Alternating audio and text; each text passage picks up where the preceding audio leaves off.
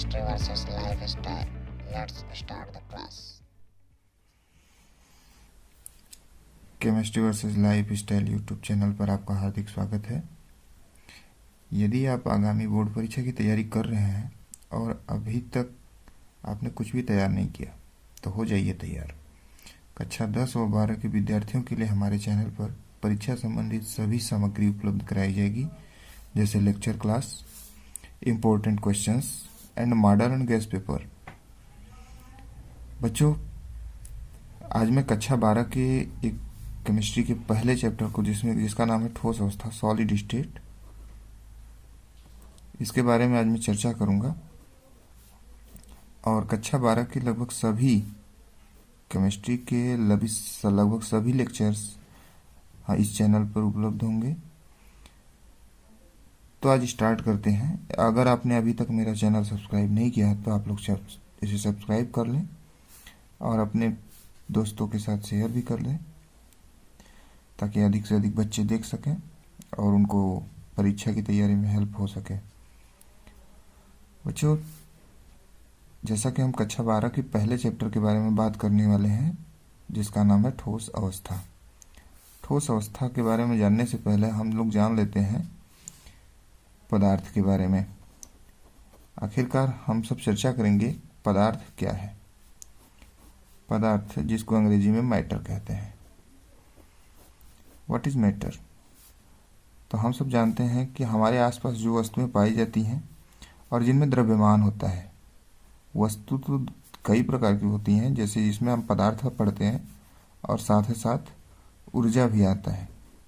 लेकिन ऊर्जा में द्रव्यमान नहीं होता, इसलिए हम लोग इसका नाम देंगे पदार्थ के बारे में पढ़ रहे हैं। तो पदार्थ वो होता है जिसमें क्या होता है, द्रव्यमान होता है। और पदार्थ जो है वो स्थान घेरता है।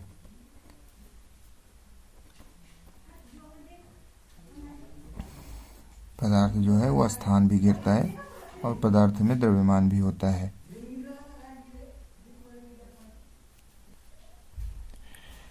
तो अब हम बात करेंगे पदार्थ की अवस्थाओं के बारे में। पदार्थ की कुल कितनी अवस्थाएं होती हैं? वैसे तो हम लोग पढ़ते हैं तो पदार्थ की कुल 5 अवस्थाएं होती हैं, मगर पदार्थ के मूलतः 3 अवस्थाएं होती हैं, जिनमें हम नाम देते हैं ठोस, द्रव और गैस। तो जान लेते हैं बच्चों, पहले मोटे मोटा हम तीनों के बारे में जान लेते हैं। ठोस क्या होता है, द्रव क्या होता है और गैस क्या होता है। देखिए, हम लोग जो पदार्थ के बारे में पढ़ रहे हैं, पदार्थ की और उसके अवस्थाओं के परिभाषाओं को हम लोग दो तरीके से पढ़ेंगे। एक होता है भौतिक स्वरूप,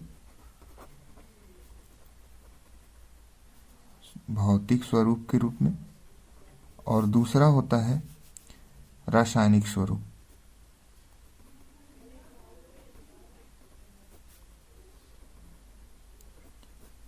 एक होता है भौतिक स्वरूप और दूसरा रासायनिक स्वरूप।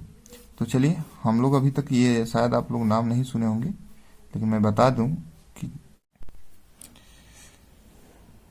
जैसा कि आप सब पिछली कक्षाओं में पढ़ चुके होंगे भौतिक स्वरूप के बारे में पदार्थ के, जिसमें ठोसों के, द्रव के और गैस के भौतिक स्वरूप के बारे में पढ़ चुके होंगे, जिसमें आपको कहा गया होगा, आप पढ़े होंगे कि जो ठोस होते हैं उनकी आकृति और आयतन निश्चित होती है। आकृति और आयतन निश्चित होती है। ठोसों की जो होती है आकृति और आयतन दोनों निश्चित होती हैं, जबकि द्रव का आकृति निश्चित नहीं होता, आयतन निश्चित होता है। और गैस की दोनों निश्चित नहीं होते, दोनों अनिश्चित होते हैं गैस के लिए। अब रासायनिक गुण के आधार पर अगर हम देखना चाहें तो रासायनिक गुणों के आधार पर ठोस जो होते हैं, इनके बीच जो इनके जो अणु होते हैं, किसी ठोसों के जो अणु होते हैं वो एक दूसरे से इनक्लोज होते हैं, एक दूसरे से सटे हुए होते हैं। इनके बीच एक आकर्षण बल होता है, जिसे हम नाम देते हैं अंतराणुक बल। अणुओं के मध्य बल को अंतराणुक बल कहते हैं। तो ये इनके दोनों के बीच अंतराणुक बल जो होता है वो आकर्षण बल होता है एक प्रकार का, जो कि इन दोनों अणुओं के बीच बंध को बनाए रखता है। जबकि द्रव में जो होते हैं वह अंतराणुक बल काफी क्षीण होता है, कुछ क्षीण होता है अपेक्षाकृत ठोस के, जिसकी वजह से ये क्या होते हैं कि थोड़ी दूर दूर होते हैं।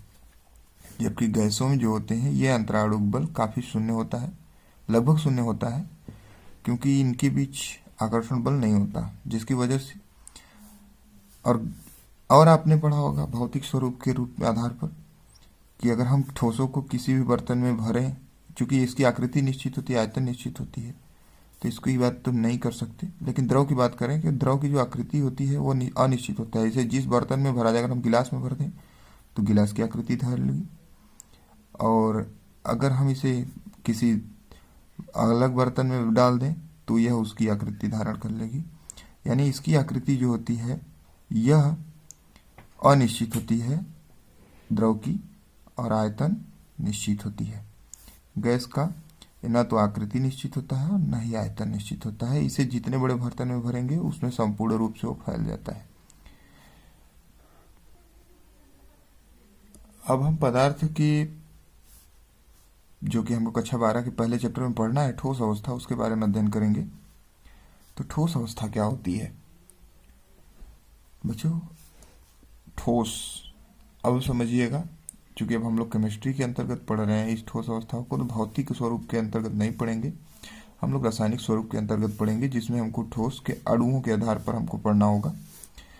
और जब भी आप लिखें, अगर रसायन विज्ञान में आपसे ठोस अवस्था से प्रश्न आ रहे हैं तो आप रासायनिक के आधार पर ही लिखें, न कि भौतिक स्वरूप के आधार पर, जिसमें नंबर कटने के चांस होते हैं। भौतिक स्वरूप से अगर आप लिख रहे हैं तो रासायनिक स्वरूप में कोई नंबर नहीं कटता, आपको पूरा का पूरा नंबर मिलेगा अगर आप अच्छे से लिख दिए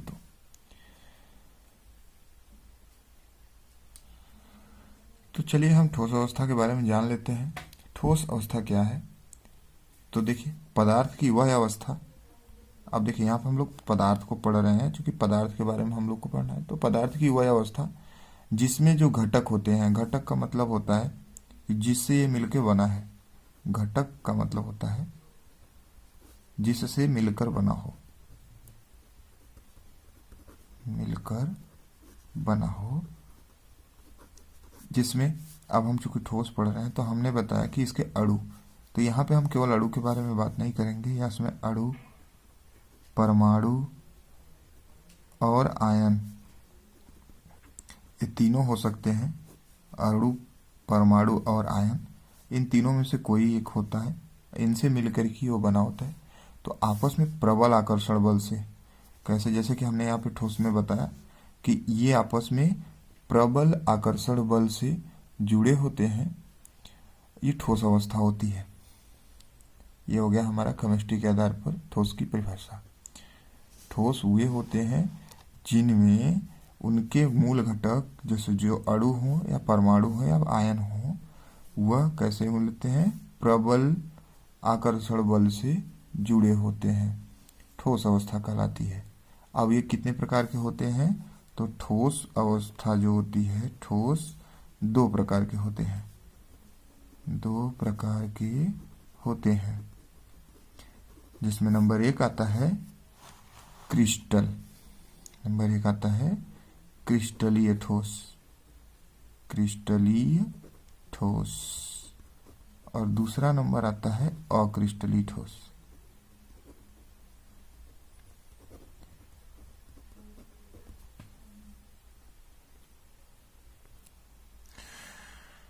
अब हम जान लेते हैं कि क्रिस्टलीय ठोस क्या होते हैं और अक्रिस्टलीय ठोस क्या होते हैं। तो क्रिस्टलीय ठोस वे ठोस होते हैं, यानी ठोस पदार्थ हैं जिनके घटक जो कण होते हैं, घटक कण में हमने अभी पहले ही बता चुके हैं कि अणु, परमाणु या आयन, जो इनके मूल घटक कण हैं वो निश्चित ज्यामितीय आकार में होते हैं। इनकी जो संरचना होती है वह एक निश्चित होती है, और उनकी एक जो संरचना होती है निश्चित तो होती है, साथ ही साथ वो ज्यामितीय आकार में होते हैं। ज्यामिति का मतलब, अगर वह स्क्वायर है तो सब टोटल स्क्वायरेबल होगा, अगर घनी है, क्यूबिकल है, तो सभी क्यूबिक होंगे। इस तरीके से वो ज्यामितीय संरचना में होते हैं। क्रिस्टल का सबसे शुद्ध परिभाषा यही हो सकता है कि क्रिस्टल जो होते हैं, इनकी जो संरचना होती है, शेप होती है, आकृति होती है, वो निश्चित होती है, और साथ ही साथ वो ज्यामितीय आकृति में होते हैं, जबकि अक्रिस्टल में ऐसा नहीं है। अक्रिस्टल, अब एग्जाम्पल में हम लेना चाहें तो जैसे आप लोगों ने देखा होगा चीनी, शुगर। चीनी में क्या होता है, चीनी जो होता है वह क्रिस्टल फॉर्म में आता है, जबकि यही गन्ने का बना हुआ एक पार्ट होता है गुड़, जो कि अक्रिस्टल है। इसमें क्या होता है, अब हम और एक अपने हिसाब से अगर समझना चाहें तो हम बता सकते हैं कि क्रिस्टल जो होते हैं, क्रिस्टल में जल का अंश होता है, यानी इसमें H2O कहीं न कहीं से इंक्लूड होगा, जबकि अक्रिस्टल में H2O नहीं होगा।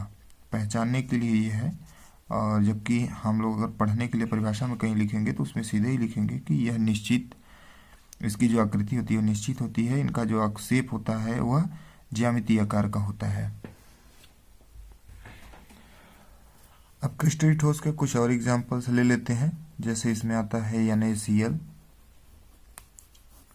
अब आप लोगों का प्रश्न आएगा कि NaCl में जल की मात्रा तो होती नहीं है, तो होती है, मगर हम शुद्ध NaCl अगर लेते हैं तो वह क्रिस्टल फॉर्म में नहीं होता, उसमें जल के अंश होते हैं तो वो क्रिस्टल फॉर्म में होता है।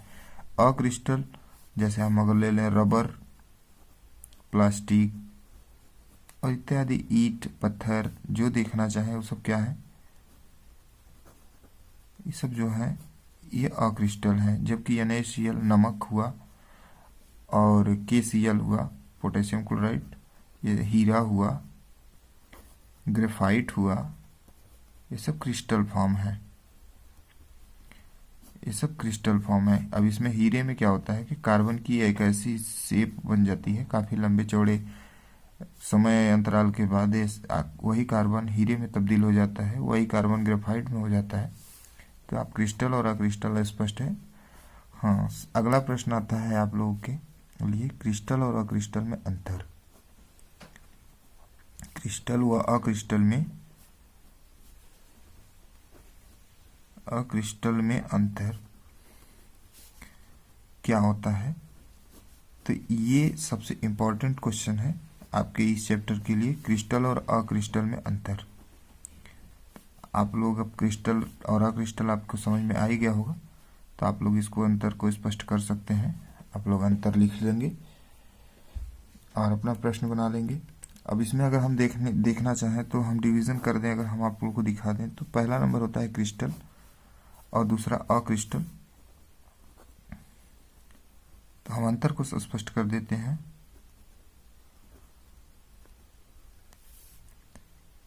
तो जो क्रिस्टल होते हैं, क्रिस्टल की जो आकृति होती है ये ज्यामितीय आकार के होते हैं, जबकि अक्रिस्टल ज्यामितीय आकार के नहीं होते। दूसरा, इनके जो घटक कणों की व्यवस्था होती है, घटक कण हम पहले बता चुके हैं, जिसमें हम अणु, परमाणु या आयन कह सकते हैं। इनके जो घटक कण हैं वह नियमित होते हैं, रेगुलर कंडीशन में होते हैं, जबकि अक्रिस्टल के जो घटक कण हैं वह नियमित नहीं होते। तीसरा नंबर आता है कि ये जो होते हैं ये समदैशिक होते हैं, इनकी जो दिशाएं होती हैं वो निश्चित होती हैं। आप लोग ज्यामितीय, अनियमित और समदैशिक होती हैं, जबकि अक्रिस्टल की समदैशिक भी नहीं होती। अब आती है बात कि इनकी जो गलनांक है, अगला पॉइंट, इनका जो, अब चूंकि एक ज्यामिति सब कुछ निश्चित है तो इनका जो गलनांक होगा, गलनांक और क्वथनांक यह काफी उच्च होगा, जबकि इनका जो गलनांक और क्वथनांक होगा, चूंकि ये अक्रिस्टल है, ये इनकी ज्यामिति शेप नहीं है, नियमित नहीं है, और दिशा भी इनकी अनिश्चित है, तो ये क्या हो जाएंगे, इनका जो गलनांक और क्वथनांक होगा वह इसकी अपेक्षा कम होगा। अब चूंकि ठोस है तो इनका कुछ न कुछ गलनांक तो उच्च होगा ही, लेकिन इनका गलनांक और क्वथनांक क्रिस्टल की अपेक्षा कम होगा। अब अगला प्रश्न आता है आप लोगों के लिए, अगला टॉपिक है बहुरूपता या अपरूपता तथा समाकृति का। जैसा कि नाम है, देखो इसका नाम है बहुरूपता। बहुरूपता का मतलब होता है एक ही रूप वाले। तो अब हम पहचान लेते हैं, पहले परिभाषा जान लेते हैं। जब एक ही प्रकार के आयन या परमाणु, जब एक ही प्रकार के आयन या परमाणु अलग अलग आकृति के, अलग अलग आकृति, जो परमाणु या आयन है वह एक ही हो, अलग अलग ना हो। एक ही प्रकार के परमाणु या आयन अलग अलग आकृति के यौगिक बनाते हों या तत्वों का निर्माण करते हों तो वे कहलाएंगे बहुरूप या अपर रूप। जबकि अगर अलग अलग तत्व हैं, अलग अलग परमाणु या आयन हैं और वे मिल करके अलग आकृति, एक जैसी आकृति बनाते हैं, सॉरी एक जैसी आकृति, अलग अलग परमाणु इसमें सेम हो, एक जैसे हो और इसमें अलग अलग हो परमाणु, इसमें एक जैसे परमाणु अगर मिलकर के एक अलग अलग शेप बनाते हैं तो वह अपर रूप या बहुरूप कहलाएगा। तथा यहाँ समाकृतिका की बात करते हैं तो अलग अलग परमाणु या आयन मिलकर के एक जैसा शेप बनाते हो, एक जैसा आकृति। अब एग्जाम्पल से आप लोग को समझ में आ जाएगा। जैसे हमें कार्बन, कार्बन से मिलकर के हीरा बनाता है और कार्बन कार्बन से ही मिलकर के ग्रेफाइट का निर्माण होता है। जबकि अगर हम सम आकृतिका की बात करें और हीरे, और यहाँ पे बात कर लेते हैं, हीरे और ग्रेफाइट की जो आकृति होती है वह अलग अलग होती है, जबकि दोनों के दोनों कार्बन परमाणु से ही मिलकर बने हैं। तो एक ही जैसे परमाणु या आयन अगर अलग अलग आकृति का निर्माण करते हैं तो वह केवल एक जैसे रूप कहलाएंगे, यानी बहुरूप कहलाएंगे या अपर रूप कहलाएंगे। जबकि अलग अलग आकृति के आयन, अलग अलग प्रकार के आयन एक जैसी आकृति का निर्माण करते हों तो वहां समाकृतिका होगी। जैसे FeSO4 और ZnSO4। यहाँ जो फेरस है, लोहा आयरन है, और यहाँ जिंक है, ये दोनों अलग अलग परमाणु या आयन है। तो दोनों अलग अलग आयन जो हैं ये दोनों मिलकर के एक ही जैसी आकृति का निर्माण करते हैं। ये भी फेरस सल्फेट है और ये भी जिंक सल्फेट है। तो दोनों का जो आकृति होगी वो एक जैसी होगी, लेकिन इसमें फेरस है और इसमें जिंक है। तो ये दोनों समाकृति के उदाहरण हो सकते हैं और हीरा और ग्रेफाइट एक दूसरे के अपर रूप हो सकते हैं। तो अभी हमने जाना संरचना के आधार पर ठोसों का वर्गीकरण, आधार पर वर्गीकरण। जबकि अब हम आगे चलेंगे धात्विकता के आधार पर ठोसों का वर्गीकरण। तो धात्विकता के आधार पर आप लोग पीछे पढ़ चुके हैं। ठोस 3 प्रकार के होते हैं, जिसमें आता है धातु, अधातु और उपधातु। धातु, अधातु और उपधातु आते हैं। तो आप इन सबको, धातु के क्या होते हैं आप जानते हैं, अधातु क्या होते हैं और उपधातु क्या होते हैं। धातु वे पदार्थ होते हैं, यानी ठोस पदार्थ की वह अवस्था होती है जो कि, अब धातु के कुछ लक्षण होते हैं, जैसे यह आघात वर्धनीयता होता है। अगर इसे हम पीटेंगे तो इसमें टंकार की ध्वनि उत्पन्न होगी। ये से पीट करके ये तन्य होता है, इसे तान करके तार भी बनाया जा सकता है, जबकि अधातुओं में ये सब नहीं होता। और उपधातु ऐसे होते हैं जिनमें कुछ कंडीशंस ऐसे होते हैं जिनमें कि ये धातु की तरह काम करते हैं, बाकी अगर वह कंडीशन अप्लाई न किया जाए तो यह अधातुओं की तरह कार्य करते हैं। ये तो हो गया धातु, अधातु और उपधातु के बारे में। अब हमारा जो अगला टॉपिक आता है, अगर हम एग्जाम्पल देना चाहें तो धातु में लिख सकते हैं, जैसे सोडियम हुआ, मैग्नीशियम हुआ, आयरन हुआ, जिंक हुआ इत्यादि, कापर हुआ। और अधातुओं में अगर हम एग्जाम्पल देना चाहें तो आप सभी स्पष्ट रूप से पढ़े हुए हैं कि अधातुएं क्या होती हैं। अधातुएं मतलब जिनमें धातुओं के लक्षण ना पाए जाए। अगर हम केमिस्ट्री की भाषा में धातुओं का जवाब देना चाहें तो धातु वे पदार्थ हैं जो कि अपना एक इलेक्ट्रॉन त्याग कर धन आयन बनाने की प्रवृत्ति रखते हैं। एक या एक से अधिक इलेक्ट्रॉन त्याग सकते हैं, लेकिन हमने एक इलेक्ट्रॉन का नाम लिया। एक इलेक्ट्रॉन या एक से अधिक इलेक्ट्रॉन को त्याग कर अपने खुद को धन आयन या धनात्मक बनाने की प्रवृत्ति रखते हैं, जबकि अधातु ऐसा नहीं करते। अधातु या तो ले लेते हैं या तो साझेदारी कर लेते हैं। दूसरी आती है उपधातु की।